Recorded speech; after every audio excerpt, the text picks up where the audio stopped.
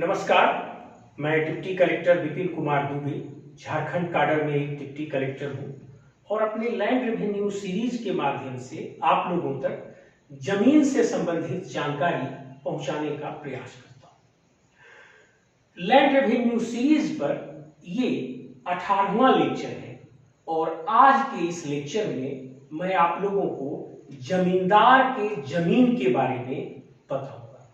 देखिए, जमींदार के जमीन के बारे में समझने के लिए हमको 1932 के सर्वे को और उस समय की परिस्थितियों को समझना होगा। हम लोग जानते हैं कि झारखंड और बिहार में सर्वे 1932 ईस्वी में हुआ था।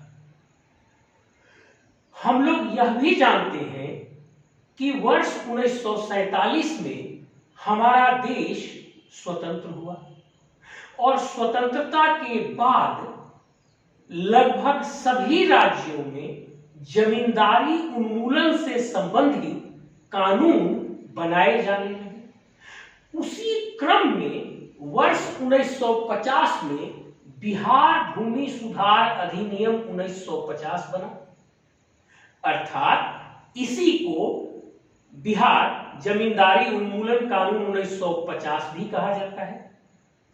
अब इसका मतलब यह हुआ कि जो बिहार और झारखंड का आज क्षेत्र है, यहां वर्ष 1950 से पहले तक जमींदारी व्यवस्था थी, अर्थात जमींदार ही जमीन का प्रशासन करते थे। और वर्ष 1950 के बाद जब जमींदारी उन्मूलन कानून आ गया, तब जमींदार हट गए और उनकी जगह पर सीओ साहब आए, सरकार की ओर से अंचल अधिकारी आए।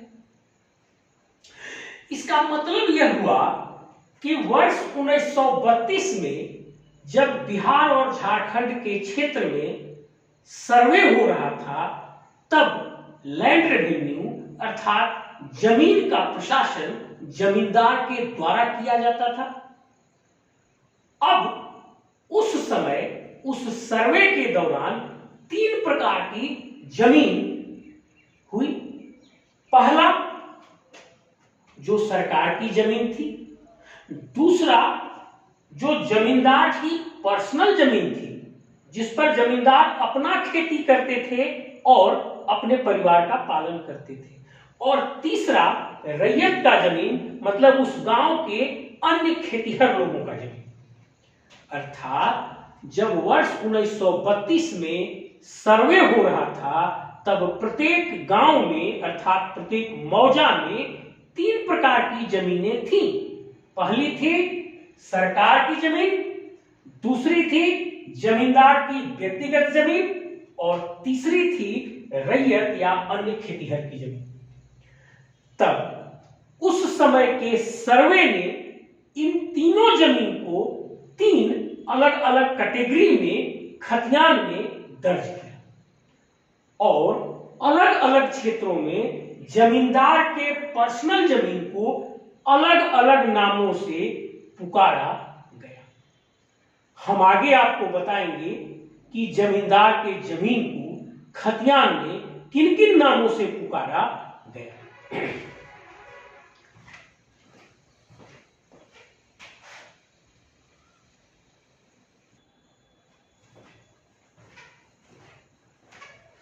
अब देखिए, हमारे खतियान में, मतलब बिहार और झारखंड के खतियान में जो जमींदार की जमीन रिकॉर्ड की गई थी, उनको किन किन नामों से पुकारा गया था। तो मूलतः ये 6-7 नाम हैं जिन नाम से उनको पुकारा गया था। अलग अलग जिला में अलग अलग नाम दिया गया था। जनरली जो जमींदार की जमीन थी, उसको बकास्त, जिरात, मझियस, मन, बेटखेता या कामत आदि नामों से पुकारा गया। जो सबसे ज्यादा आपको नाम मिलेगा, वो सबसे ज्यादा आपको नाम बकास्त मिलेगा। मतलब जमींदार के जमीन को सबसे ज्यादा बकास्त नाम से खतियान में लिखा गया है। मतलब जमींदार का जमीन सबसे ज्यादा आपको बकास्त नाम से मिलेगा। उसके बाद इन नामों से भी आपको, जो यहां लिखे हुए हैं, इन नामों से भी जमींदार का जमीन आपको मिलेगा। इस बारे में ये सीएनटी एक्ट 1908 की किताब है। तो सीएनटी एक्ट के सेक्शन 118 में, सीएनटी एक्ट के सेक्शन 118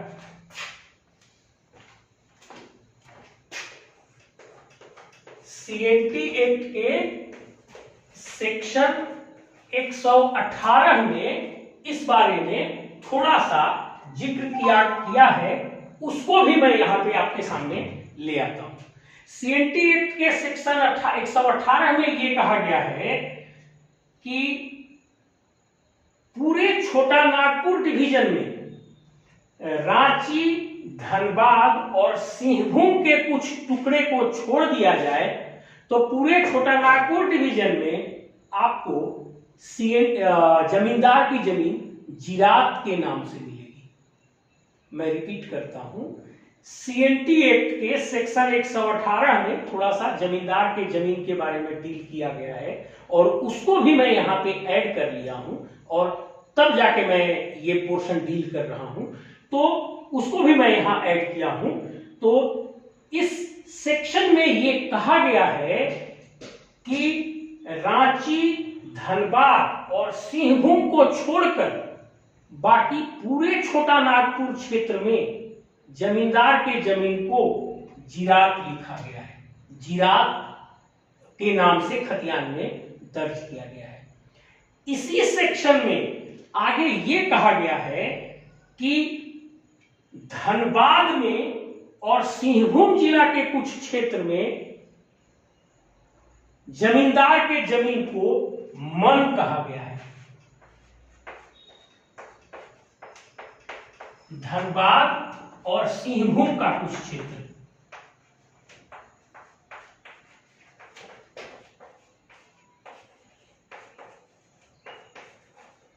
सिंहभूम का कुछ क्षेत्र जो है वहां पर इसको मन कहा गया है।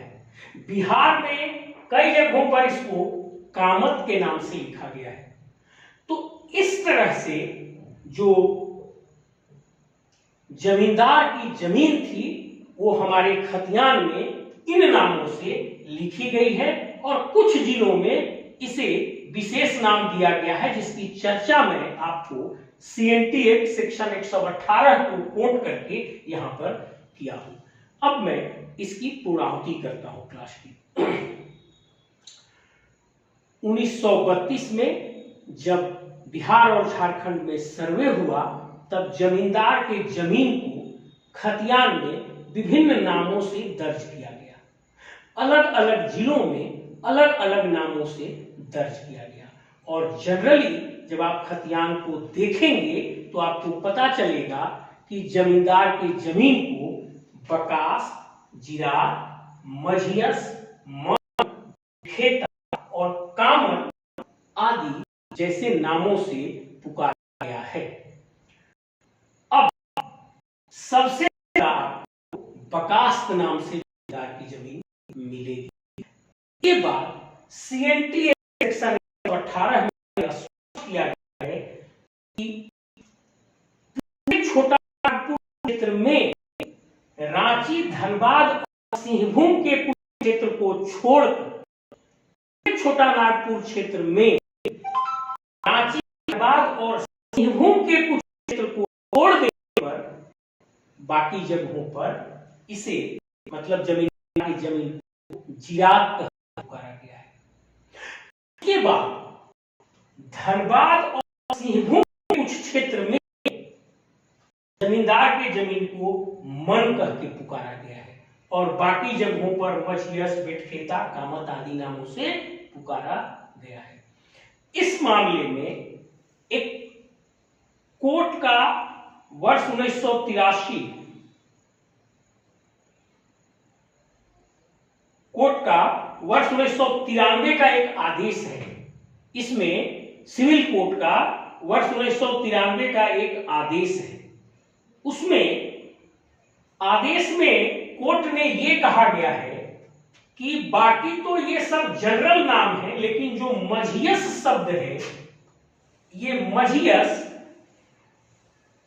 ये जो जिसको हम घेर रहे हैं, इसी को सिविल कोर्ट ने कहा कि बाकी तो ये सब जमींदार के जनरल नाम है, जमींदार की जमीन के जनरल नाम है, लेकिन ये जो मझियस है इसको कोर्ट ने एक स्पेशल वजन दिया और कोर्ट ने ये कहा कि मझियस land remains the privileged land of the landlord and no person can acquire right of occupancy unless the nature of the land itself is changed।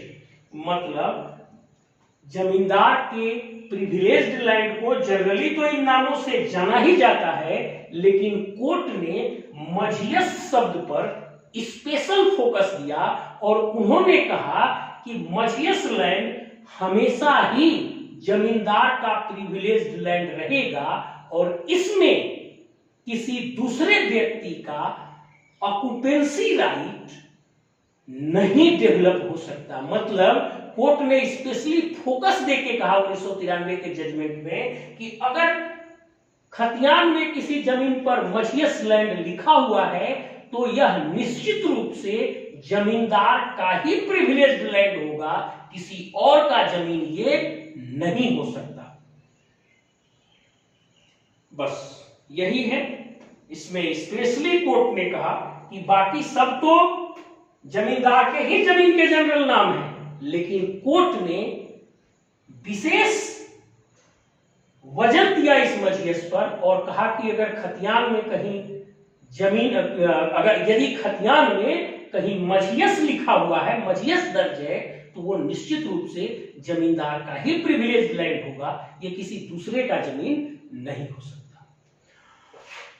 अब ये बहुत छोटा सा लेक्चर था, इसमें जमींदार के जमीन के प्रकार के बारे में मुझे आपको बताना था। मैं समझता हूं कि ये काफी स्पष्ट हो गया होगा आपको कि खतियान में जमींदार के जमीन को किन नामों से दर्ज किया गया है और बाद में 1950 के बाद जब जमींदारी उन्मूलन हो गया, जमींदार शासन में से हट गए, तब उनके पास केवल यही सब जमीन 1950 के बाद जब जमींदारी उन्मूलन हुआ और जमींदार शासन से हट गए, तब जमींदार के पास केवल यही सब जमीन जो उनकी व्यक्तिगत प्रिविलेज्ड लैंड थी यही रही और इस जमीन को आप जमींदार की रैयती जमीन भी कर सकते हैं। मैं रिपीट करता हूं, 1950 के बाद जमींदार के पास केवल उनकी व्यक्तिगत प्रिविलेज्ड लैंड ही रही और इस जमीन को आप जमींदारों की रैयती जमीन भी कह सकते हैं और इस जमीन की खरीद बिक्री जमींदार के वंशजों के द्वारा उसी तरह से होगी जैसे सामान्य रैयती जमीन की खरीद बिक्री एक रैयत करता है। मैं रिपीट करता हूं, इन जमीनों की खरीद बिक्री जमींदार के वंशजों के द्वारा इन जमीन की खरीद बिक्री बिल्कुल उसी प्रकार से होगी जैसे रैयती जमीन की खरीद बिक्री एक आम रैयत करता है। Thank you.